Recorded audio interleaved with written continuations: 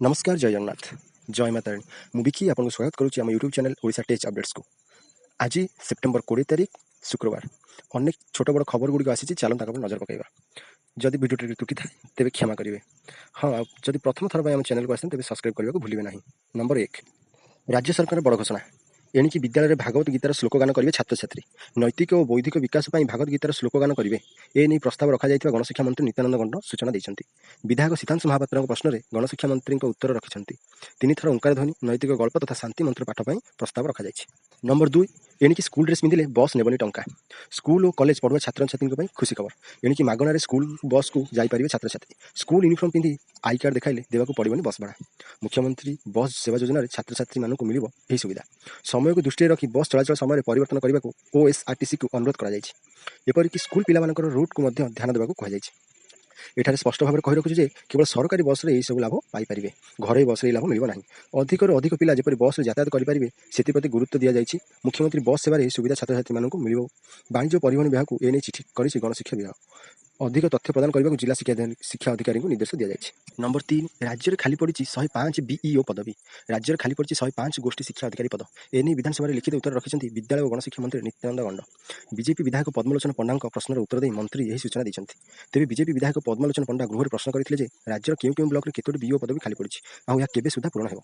यार उत्तर दे मंत्री कहते राज्यर विभिन्न ब्लॉक में मोट 105 गोष्ठी शिक्षा अधिकारी पद फांका पड़ी। राज्यर 1804 प्राइमरी स्कूल 3865 यूपी स्कूल और 1762 हाईस्कूल छात्र छात्री तुलन में गृह भित्तिभूमि आवश्यकता रही मंत्री उत्तर रखिंट। नंबर 4 विधानसभा हंगामा 4 मिनिट चलला 4टा जाए मुलतवी रहा मात्र 8 मिनिट चली अचल रहा विधानसभा धोईगला मौसुमी अधिवेशन द्वितीय दिन। विधानसभा बिजेडी हाई हंगामा मौसुमी अधिवेशन द्वितीय दिन में चाषी सार समय को नहीं गर्जिଛି बिजेडी बिजेडी विधायक मैंने आज पोडियम तले प्लाकार्ड देखाई विवाद करने सहित हो हल्ला करते जहाँफल बाचस्पति सुरमा पाढ़ी गृह को अपराह 4टा जाए मुलतवी घोषणा करते। तेज गतकाली कांग्रेस हाईड्रामा पर आज विधानसभा गर्जिଛି बिजेडी प्रश्नकाल मध्य ठीक भाव में चलीपारे द्वितीय दिन में केवल 4 मिनिट चलीपारी विधानसभा। विरोधी दल मुख्य सचेतक प्रमिला मल्लिक कहवा कथा चाषी सार समस्या नहीं असुविधा अच्छा हेले एने विधानसभा आलोचना होनी तेणु बिजेडी एने प्रतिवाद करुच्छे सेपटे आज गृह बाचस्पति को बारंबार अनुरोध करने पर भी बिजेडी विधायक मैंने शुणी नथिले गृहर मध्य भाग में बिजेडी विधायक मैंने प्रतिवाद जारी रखिते जहाँफल बाचस्पति गृह को मुलतवी घोषणा करते 7 दिनिया मौसुमी अधिवेशन धोईगलानी 2 दिन। नंबर 5 परिवर्तन हेनी ओटीईटी परीक्षा तारीख सेप्टेम्बर 27 ही हम ओटीईटी एग्जाम कहले गणशिक्षा मंत्री परिवर्तन हेनी ओटीईटी परीक्षा तारीख सेप्टेम्बर 27 तारीख ही परीक्षा यही परीक्षा ठीक भागे करने को सब आयोजन होली विद्यालय और गणशिक्षा मंत्री नित्यानंद गंड कहते। तेज शिक्षक मैंने सेप्टेम्बर 27 को नहीं आपत्ति उठाई कारण से दिन कार्य दिवस रही परीक्षा देवे ना स्कूल को जीवे एने शिक्षक मान द्वंद्व दूर हो पारे सेपटे ओटीईटी तारीख परिवर्तन न होगा नहीं गणशिक्षा मंत्री कहवा शिक्षक महल में तीव्र असंतोष देखा कार्य दिवस केमी शिक्षक परीक्षा देवाक जीवे शिक्षक संघ कार्य दिवस परीक्षा को नहीं चिंतार पड़ती। सेप्टेम्बर 22 ରୁ 27 जाए प्रथम और अष्टम श्रेणी पिला अर्धमासिक परीक्षा करने को सरकार कैलेंडर जारी कर 75,000 शिक्षक स्वतंत्र ओटीईटी देउथबारु विद्यालय केमिति चलिबो और 27 तारिख में केमिति पिलामानकर परीक्षा परिचालन करियो याकु नहीं चिंता कम शिक्षक थिबा स्कूल शिक्षक यदि ओटीईटी देबाकु जिबे ताहाले सेप्टेम्बर 27 रे स्कूल खाली पड़ जाए। नंबर 6 रूस रे भूमिकंप 7.8 तीव्रतार झटका थरला रूस रे शक्तिशाली 7.8 तीव्रतार भूमिकंप एथिरे घर अन्य उच्च निर्माण आसबाबपत्र पार्किंग और रास्ता गाड़ी सब दोहली उठिला पर आउ केते थर भूमिकंप झटका अनुभूत होता यह सब छाती थर दृश्य कैमेरा कैद होती। एत शक्तिशाली भूमिकंप देखि प्रथम सुनामी सतर्कता जारी कर सुनामी सतर्कता प्रत्याहार कर तेज जीवन हानि और विशेष क्षयक्षतिर सूचना मिलना। मस्कोर पूर्व दिगरे 128 किलोमीटर दूर कामचटका उपद्वीप अंचल में भूमिकंप अनुभूत होता। गत जुलाई मासरे अंचल भूमिकंप होता और सुनामी आसवा फल गोटे गाँव किसी अंश समुद्र लीन हो जाता। पूर्व अफगानिस्तान और तुर्की में भूमिकंप हो व्यापक धनजीवन हानि होता बेले रूस में भूमिकंप नहीं आगुआ सतर्कता और सुदृढ़ मुकाबला व्यवस्था थी क्षयक्षति हो नथिबारु कहुई। नंबर 7 त्रुटिशून्य हम ओटीईटी परीक्षा सरकार नेले बड़ पदक्षेप ओटीईटी परीक्षा स्वच्छता आने को और त्रुटिशून्य करने को सरकार नेले बड़ पदक्षेप सीसीटीवी नजर रही स्वतंत्र ओटीईटी परीक्षा 27 सेप्टेम्बर में होगा जाऊँगी स्पेशल ओटीईटी परीक्षा।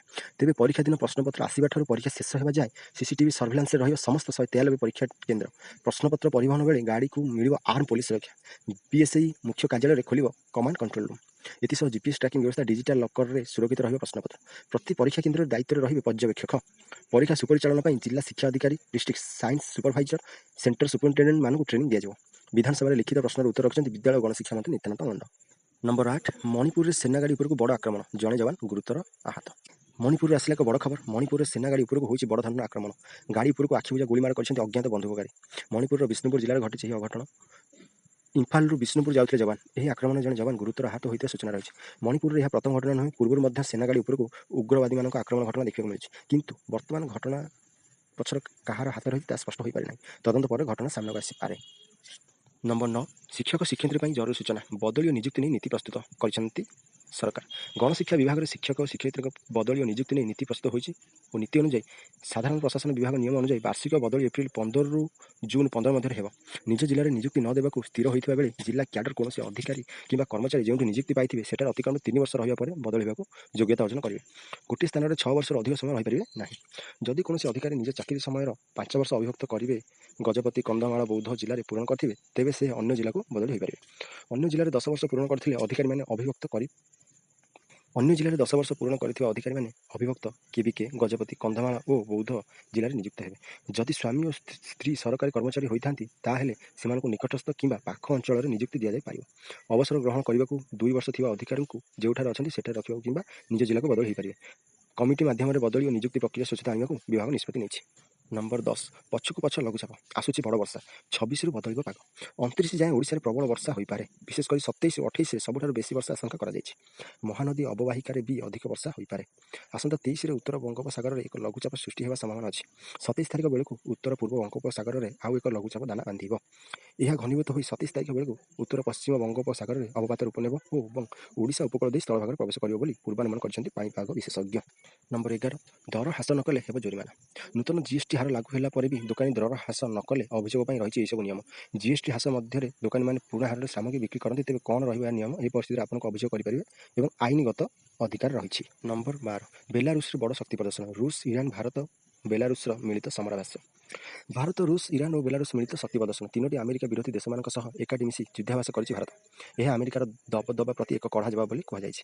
ମଧ୍ୟପ୍ରାଚ୍ୟରେ ଯୁଦ୍ଧ ଚିନ୍ତାକୁ ନେଇ ଆମେରିକା ସହ ଇରାନର ତିକ୍ତତା, ୟୁକ୍ରେନ ସହ ଯୁଦ୍ଧକୁ ନେଇ ରୁଷ ସହ ବିବାଦ, ଟାରିଫକୁ ନେଇ ଭାରତ ସହ ବିଗିଡୁଥିବା ସମ୍ପର୍କ ଭିତରେ ଏବେ ବେଲାରୁସରେ ମିଳିତ ଶକ୍ତି ପ୍ରଦର୍ଶନ ଦେଖିବାକୁ ମିଳିଛି। ଭାରତ, ରୁଷ, ବେଲାରୁସ ଏବଂ ଇରାନ କରିଛନ୍ତି ମିଳିତ ସମରାଭ୍ୟାସ ଜାପାଡ 2025, ଯାହାର ନେତୃତ୍ୱ ନେଉଛି ରୁଷ। ସବୁଠୁ ବଡ଼ କଥା ହେଉଛି ସାମରିକ ପୋଷାକ ପିନ୍ଧି ରୁଷ ରାଷ୍ଟ୍ରପତି ଭ୍ଲାଦିମିର ପୁଟିନ ଯୁଦ୍ଧାଭ୍ୟାସ ସ୍ଥଳରେ ପହଞ୍ଚିଥିଲେ ଓ ସୈନିକ ମନୋବଳ ବଢ଼ାଇଥିଲେ। ସୂଚନା ଅନୁସାରେ ବେଲାରୁସ ସମରାଭ୍ୟାସରେ 1 ଲକ୍ଷ ସୈନିକ ଅଂଶଗ୍ରହଣ କରିଛନ୍ତି। ସମ୍ଭାବ୍ୟ ମୁକାବିଲା ପାଇଁ ପ୍ରତିରକ୍ଷା ପ୍ରଣାଳୀକୁ ମଜବୁତ କରୁଛି ରୁଷ। ଯେବେଠୁ ଦ୍ୱିତୀୟ ଥର ପାଇଁ ଆମେରିକାର ରାଷ୍ଟ୍ରପତି ଭାବେ ଡୋନାଲ୍ଡ ଟ୍ରମ୍ପ ଶପଥ ନେଇଛନ୍ତି ସେବେଠୁ ତାଙ୍କ ବୟାନ ନିଷ୍ପତ୍ତି ସାରା ବିଶ୍ୱକୁ ଚିନ୍ତାରେ ପକାଉଛି। ଟାରିଫ୍ ହେଉ କି ଯୁଦ୍ଧ, ଟ୍ରମ୍ପଙ୍କ ବୟାନ ମଧ୍ୟସ୍ଥତା ଓ ସର୍ତ୍ତକୁ ନେଇ ବିବାଦ ଦେଖାଦେଇଛି। ଏପରିକି ଅନେକ ବଡ଼ ଦେଶ ସହ ସମ୍ପର୍କ ମଧ୍ୟ ଖରାପ କରୁଛି ଆମେରିକା। ନମ୍ବର 13 ରାଜ୍ୟ ସରକାରଙ୍କ ବଡ଼ ନିଷ୍ପତ୍ତି। ଆସନ୍ତା 20 ତାରିଖରୁ ରାଜ୍ୟର ସମସ୍ତ ସରକାରୀ ଓ ସରକାରୀ ଅନୁଦାନ ପ୍ରାପ୍ତ ବିଦ୍ୟାଳୟରେ 100% ଶିକ୍ଷୟିତ୍ରୀ, ଶିକ୍ଷକ ଏବଂ ଛାତ୍ରୀଛାତ୍ରଙ୍କ unified automation system UAS model ଉପସ୍ଥାପନ ଲାଗୁ ହେବ। ଏନେଇ ଓସେପାର ରାଜ୍ୟ ପ୍ରକଳ୍ପ ନିର୍ଦ୍ଦେଶକ ଅନନ୍ୟା ଦାସ ମଙ୍ଗଳବାର ସମସ୍ତ ଜିଲ୍ଲା ଶିକ୍ଷା ଅଧିକାରୀଙ୍କୁ ନିର୍ଦ୍ଦେଶ ଦେଇଛନ୍ତି। ଗତ ମାର୍ଚ୍ଚରେ ସମସ୍ତ ଜିଲ୍ଲା, ବ୍ଲକ ଓ କ୍ଲଷ୍ଟର ସ୍ତରରେ ମାଷ୍ଟର ଟ୍ରେନରଙ୍କ ଦ୍ୱାରା ଦିଗଦର୍ଶନ କାର୍ଯ୍ୟକ୍ରମ ହୋଇଥିଲା। ଏଥିରେ ଡିଷ୍ଟ୍ରିକ୍ଟ ପ୍ରୋଗ୍ରାମର, ବ୍ଲକ MISP ଏବଂ CRC ମାନେ ଯୋଗ ଦେଇଥିଲେ। ଶିକ୍ଷୟିତ୍ରୀ, ଶିକ୍ଷକଙ୍କ ତଥ୍ୟ ଓ ଉପସ୍ଥାପନ ସମେତ ଛାତ୍ରଛାତ୍ରୀଙ୍କ ଉପସ୍ଥାନ ଯାଞ୍ଚ କରିବାକୁ ପ୍ରଧାନ ଶିକ୍ଷକମାନଙ୍କୁ ନିର୍ଦ୍ଦେଶ ଦିଆଯାଇଥିଲା।